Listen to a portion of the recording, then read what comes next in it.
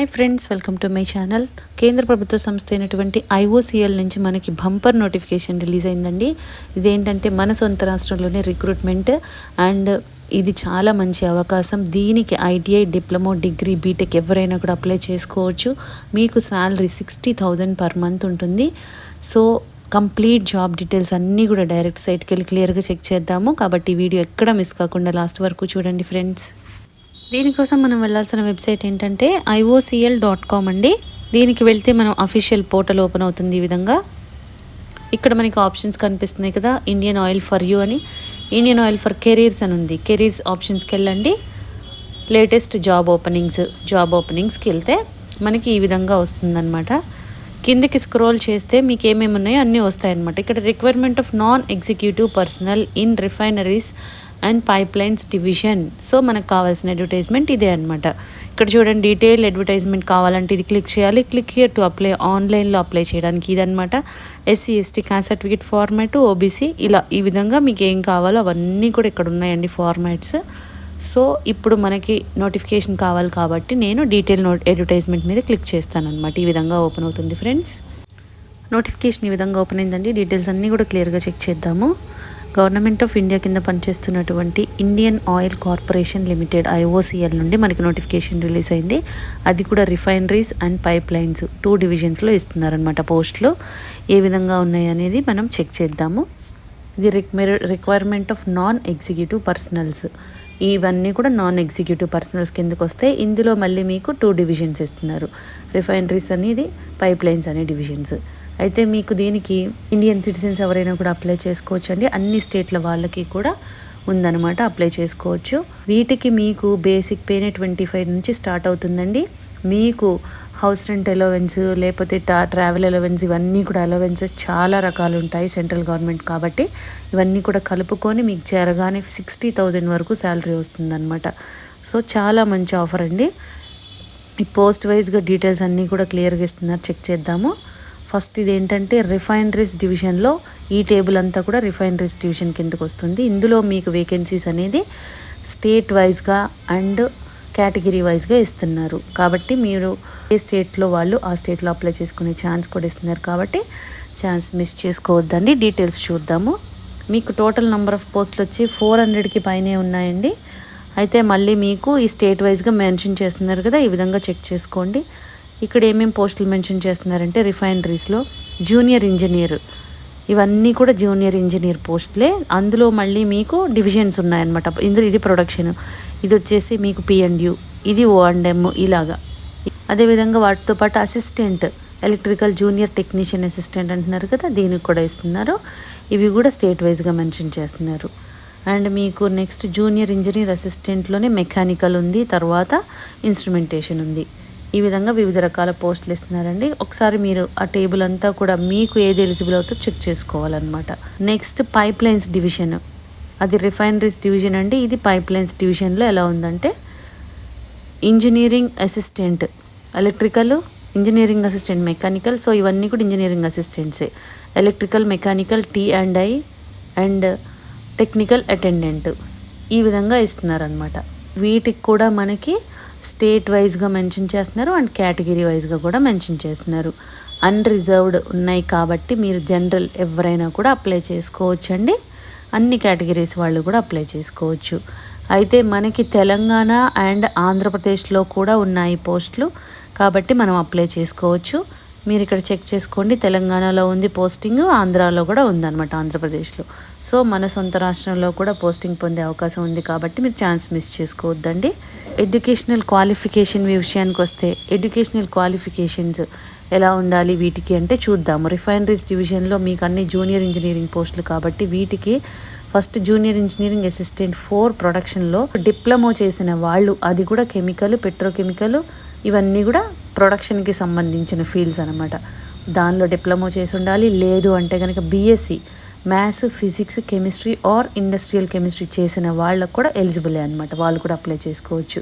అయితే మీకు minimum 50% aggregate అయితే ఉండాలండి జనరల్ వాళ్ళకి.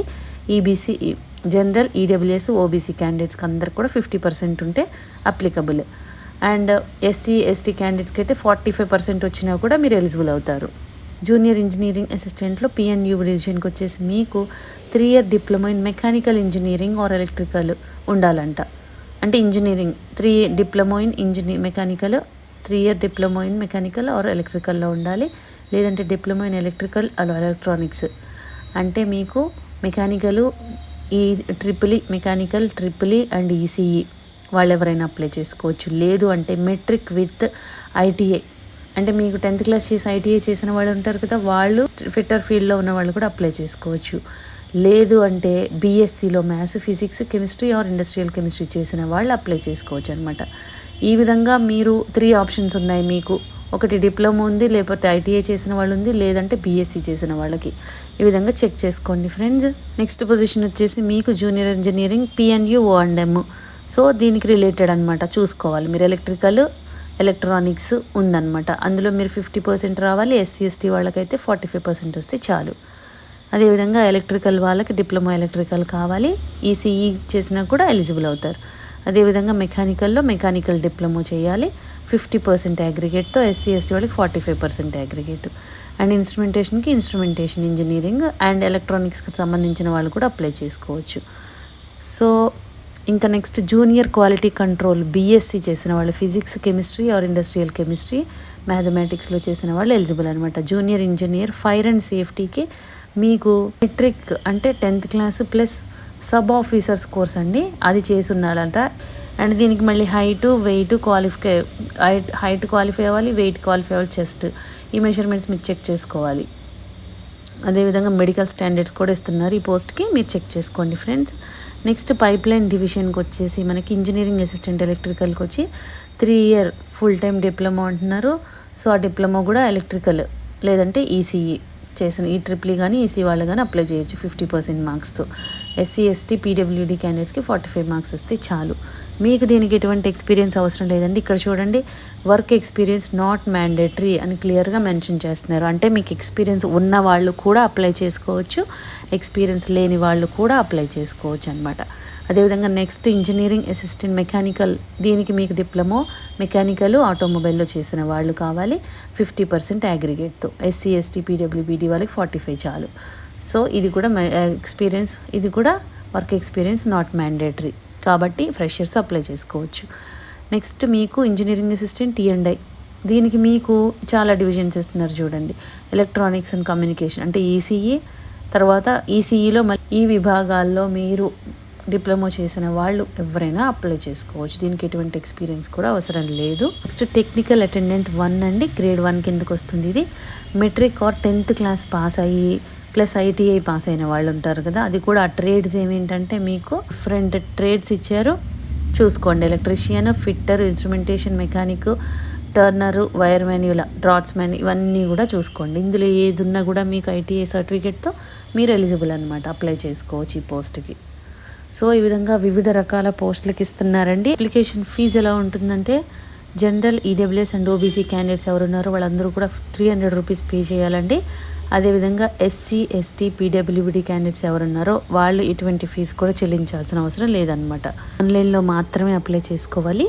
అది కూడా మనం ఏదైతే వెబ్సైట్కి వచ్చామో IOCL.com, అందులోకి వెళ్ళి మీరు స్టెప్ బై స్టెప్ ప్రాసెస్ అంతా కూడా ఇక్కడ క్లియర్గా మెన్షన్ చేస్తున్నారు. కాబట్టి ఫస్ట్ మీరు రిజిస్ట్రేషన్ చేసుకొని తర్వాత మీ లాగిన్ ఐడి పాస్వర్డ్తో ఆన్లైన్లో అప్లై చేయాలన్నమాట. ఏమేమి పెట్టాలి ఏంటి అన్నీ కూడా మీకు క్లియర్గా మెన్షన్ చేస్తున్నారు ఇక్కడ. Date of opening of online application 22 July, అంటే రోజు నుంచి మీకు అవైలబుల్గా ఉందన్నమాట ఆన్లైన్లో అప్లై చేసుకోవడానికి. అండ్ మీకు 21 ఆగస్ట్ వరకు కూడా టైం ఉంది, మీకు 1 మంత్ టైం ఇస్తున్నారు. సో మీరు అప్లై చేసుకోవచ్చు ఫ్రెండ్స్. మీకు దీనికి ఏజ్ లిమిట్ ఎంత ఉండాలి అంటే మినిమం 18 ఇయర్స్, మ్యాక్సిమం 26 ఇయర్స్ వరకు కూడా అప్లై చేసుకోవచ్చు జనరల్ వాళ్ళు. అది కూడా మీరు ఎప్పటి వరకు క్యాలిక్యులేట్ చేయాలంటే 31 జూలై వరకు క్యాలిక్యులేట్ చేసుకోవాలన్నమాట. SC/ST వాళ్ళకి ఎక్స్ట్రా 5 ఇయర్స్ ఉంటుందండి రిలాక్సేషన్, ఓబీసీ వాళ్ళకి 3 ఇయర్స్ ఎక్స్ట్రా ఉంటుంది. అదేవిధంగా PWD క్యాండిడేట్స్ కూడా ఉంటుంది, ఒకసారి మీరు చెక్ చేసుకోండి. So interested and eligible candidates ఎవరైతే ఉన్నారో ఇమ్మీడియట్గా అప్లై చేసుకోండి, లేట్ చేయకండి. మీకు ఈ వీడియోలో ఇన్ఫర్మేషన్ యూస్ఫుల్గా అనిపిస్తే లైక్ చేయండి ఫ్రెండ్స్. ఇంకా లేటెస్ట్ జాబ్ డీటెయిల్స్ కావాలి అంటే సబ్స్క్రైబ్ చేసుకోండి.